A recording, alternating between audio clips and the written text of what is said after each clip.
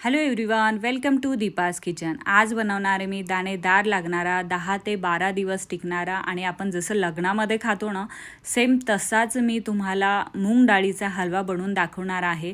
तर व्हिडिओ जो आहे शेवटपर्यंत नक्की बघा. तर इथे काय करायचे, कुठलंही एक भांडं आपल्याला सेट करून घ्यायचे. ज्या प्रमाणात तुम्हाला हलवा बनवायचा आहे ना त्या प्रमाणाचं तुम्ही भांडं इथे घेऊ शकता. जास्त बनवायचं असेल तर मोठं भांडं घ्या.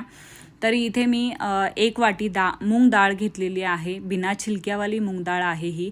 याला चांगलं स्वच्छ धुवून घेतलेलं आहे. कमीत कमी 2 ते 3 पाण्याने याला चांगलं धुवून घेतलेलं आहे आणि कढईमध्ये याला ट्रान्सफर केलेलं आहे. तरी इथे गॅस ऑन करायचा आहे आणि मीडियम गॅस ठेवायचा आहे. एकदम फुल गॅस करायचा नाही आहे किंवा एकदमच कमी करायचं नाही आहे, म्हणजे खूप टाईम लागेल. मीडियम गॅस ठेवायचा आहे. तर इथे मी ज्या वाटीने मूग डाळ मोजून घेतली आहे ना त्याच वाटीने इथे आपल्याला 1 वाटी तूप घ्यायचं आहे. तर इथे आपल्याला 1 वाटी तूप लागणार आहे शेवटपर्यंत. तर इथे 2 चम्मच इथे तूप टाकलेलं आहे मी डाळीमध्ये आणि परतून घेतलं. पण इथे कढईमध्ये ना चांगलं असं भाजता येत नव्हती डाळ, तर त्याच्यासाठी इथे मी काय केलं, मोठ्या साईजचा पॅन घेतला आणि पॅनमध्ये त्याला चांगलं असं भाजून घेते आहे. तर डाळ जी आहे ना, तर भाजताना काय करायचं आहे की त्याचा जोपर्यंत आवाज एकदम असा खळखळ आवाज येत नाही ना, तर तोपर्यंत आपल्याला त्याला चांगलं असं भाजून घ्यायचं आहे. तुम्ही आवाज ऐकला पण असेल. आणि डाळीचा कलर बघा किती छान असा थोडासा चेंज झालेला आहे. डाळीला खूप जास्त असं काळपट वगैरे नाही करायचे. मस्त त्याचा एकदम छान सुनेरा कलर आला ना की गॅस बंद करायचं आहे आणि डाळीला तसंच पॅनमध्ये ठेवायचं आहे थंड होण्यासाठी. त्याच्यानंतर इथे काय करायचे, विलायची घेतलेली आहे मी. 3 ते 4 विलायच्या घेतलेल्या आहे. याला चांगलं असं बारीक कुटून घ्यायचे. जर तुमच्याकडे पावडर असेल तर ती तुम्ही टाकू शकता. इथे मी ड्रायफ्रूट्स घेतलेले आहेत. तर आपल्या आवडीनुसार इथे ड्रायफ्रूट्स घ्यायचे. तर इथे मी काजू, बदाम, पिस्ता घेतलेला आहे. काजू इथे घेतले कमीत कमी 10 ते 12 घेतले आणि बदाम पण घेतलेत 8 ते 9 आणि पिस्ता घेतले 6 ते 7. याला सगळ्यांना बारीक चॉप करायचे आणि साईडने ठेवायचे. त्याच्यानंतर इथे मी 1 वाटी गूळ घेतलेला आहे. तर तुम्हाला मस्त आज मी गुळाचा मूग डाळीचा हलवा बनवून दाखवणार आहे. तर इथे 1 वाटी गूळ घेतलेला आहे आणि त्याच वाटीने इथे 3 वाटी मी पाणी घेतलेलं आहे. आणि याला गरम होण्यासाठी म्हणजे चांगलं आपल्याला त्याची चाचणी वगैरे नाही बनवायची आहे. फक्त याला चांगलं गुळाला चांगलं विरघळून घ्यायचं आहे पाण्यामध्ये, गरम होऊ द्यायचं पाण्याला आणि गॅस बंद करायचं आहे.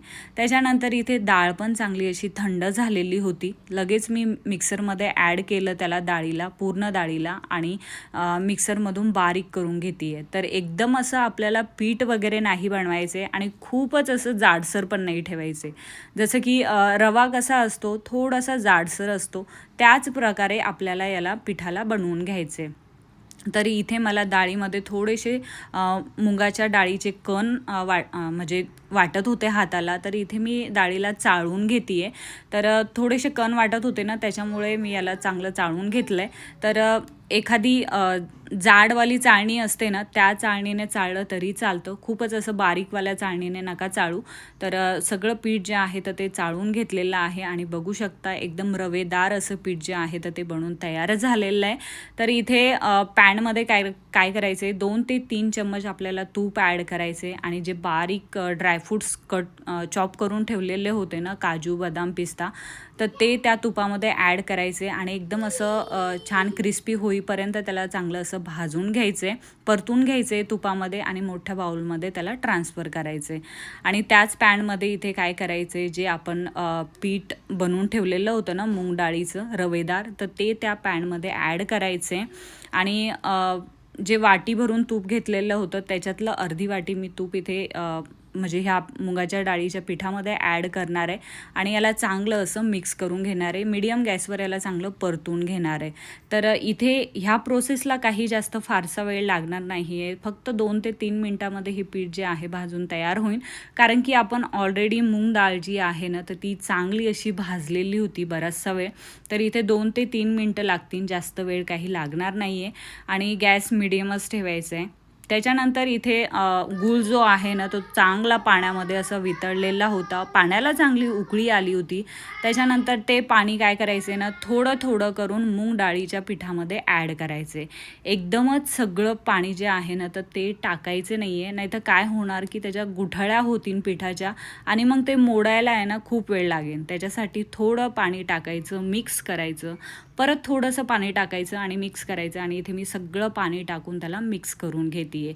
तर इथे पाणी जे आहे गुळाचं ते एकदम परफेक्ट आहे. कुठेही तुम्हाला कमी करू नका किंवा जास्त पण टाकू नका, एकदम व्यवस्थित आहे.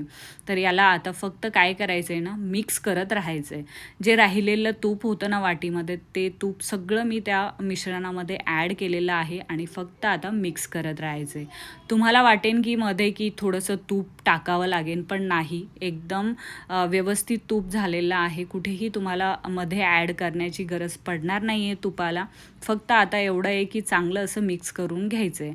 इथे मला ना 10 ते 12 मिनटं लागलेत बघा, कारण की मूग डाळीचा आपण हलवा बनवतो आहे तर याला एकदम पेशन्सनी कामं करावे लागतात आणि पेशन्सनी काम केलं की एकदम मस्त असा मूग डाळीचा हलवा जो आहे तर तो बनून तयार होतो.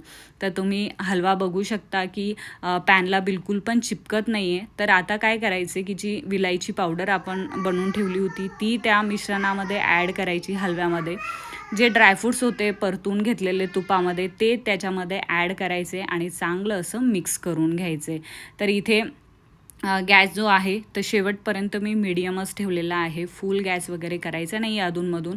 तुम्ही बघू शकता हलव्याला छान असं तूप सुटायला लागलं आहे की खूप तुम्हाला जर का अजून एकदम लग्नामध्ये कसं आपण हलवा खातो एकदम तूप साचलेलं असतं त्याच्यामध्ये, तसा जर का तुम्हाला बनवायचं असेल तर अजून 1-2 मिनटं याला मीडियम गॅसवर परतत राहा.